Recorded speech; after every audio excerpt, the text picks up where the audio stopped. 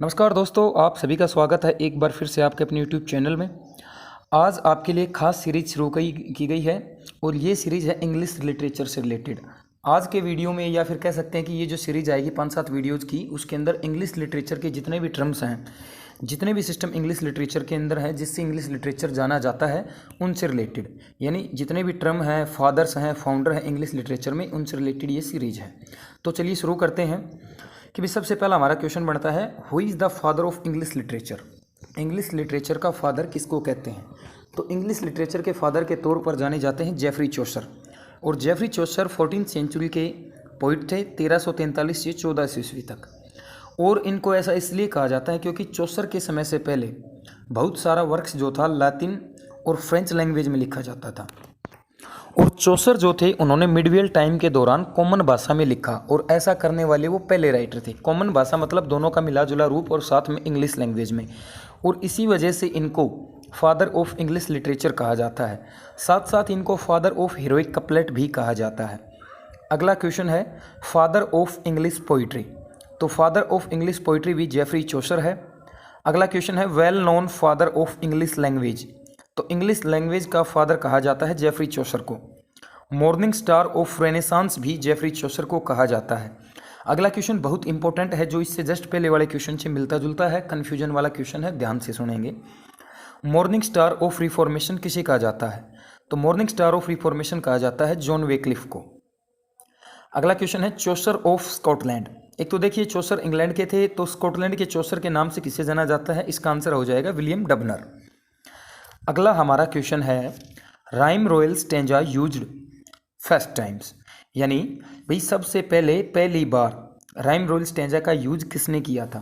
तो इसका यूज सबसे पहले जेफरी चौसर ने किया था। इसके बारे में दो छोटी छोटी बात बता देते हैं। इसको हम चौसरियन स्टेंजा भी कहते हैं, जो कि 7 लाइनों का एक स्टेंजा होता है। अगला क्वेश्चन है, who is the first national poet of England. तो ये भी हमारे जेफरी चौसर कहलाते हैं, जो first national poet of England थे, इनको ये गौरव प्राप्त था। अगला हमारा क्वेश्चन है, एपिक पोइट के नाम से कौन जाने जाते हैं? इंपॉर्टेंट क्वेश्चन है, इंपॉर्टेंट पोइट है, यह है जॉन मिल्टन। और जॉन मिल्टन को ऐसा इसलिए कहा जाता है क्योंकि इन्होंने जो पैराडाइज लॉस्ट लिखा था, उनकी वजह से इनको जॉन मिल्टन को एपिक पोइट कहा जाता है। और ये 1667 में लिखा गया था। शुरुआत में ये 10 बुक्स में आया था। जब इसका दूसरा वर्जन आया 1674 में, तो इसमें 2 बुक्स और ऐड की गई, यानी 1674 में सेकंड एडिशन में टोटल 12 बुक्स आई थी। अगला क्वेश्चन है, लेडी क्रिस्ट ऑफ कौन किसे कहा जाता है, यानी lady of the Christ college किसे कहा जाता है? तो ये हमारे जॉन मिल्टन है। और the blind poet of the England, यानी इंग्लैंड के अंधे पोइट किसे कहा जाता है? ये भी जॉन मिल्टन को कहा जाता है, क्योंकि 1652 में पूरी तरह से जॉन मिल्टन अंधे हो चुके थे।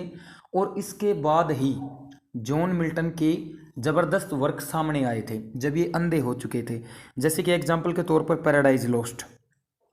इसके बाद है poet of the devil's party. Devil party का पोइट किसे कहा जाता है? ये मिल्टन को कहा जाता है। और ये कोटेशन किसने दी थी? ये यूज किया था विलियम बेलेक ने जॉन मिल्टन के लिए। अगला हमारा क्वेश्चन बनता है, who is the master of the grand style. Grand style का मास्टर किसे कहा जाता है? तो ग्रांड स्टाइल का मास्टर कहा जाता है जॉन मिल्टन को, क्योंकि पैराडाइज लॉस्ट में इन्होंने कुछ ऐसी स्टाइल दी थी जिसको ग्रैंड स्टाइल के नाम से जाना जाता है। इसी वजह से ये master of the grand style कहे जाते हैं। और ये जो पैराडाइज लॉस्ट है ब्लैंक वर्स के अंदर लिखी गई है, इसी वजह से इनको ये बोला जाता है। अगला क्वेश्चन है, great master of the verse.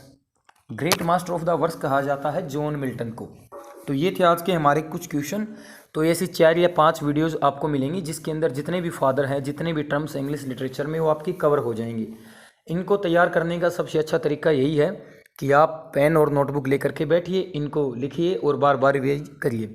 ये कॉमन सेंस की दृष्टि से भी बहुत इंपॉर्टेंट है यदि आप इंग्लिश लिटरेचर के स्टूडेंट हैं या इंग्लिश लिटरेचर से पढ़ रहे हैं। और ये एग्जाम्स में भी बार बार आते हैं, हर एग्जाम में 2-3 क्वेश्चन इनसे रिलेटेड हर बार आते हैं। तो इनको बड़े ध्यान से देखना है, बड़े ध्यान से करना है। आज के लिए धन्यवाद, मिलते हैं अगले वीडियो में।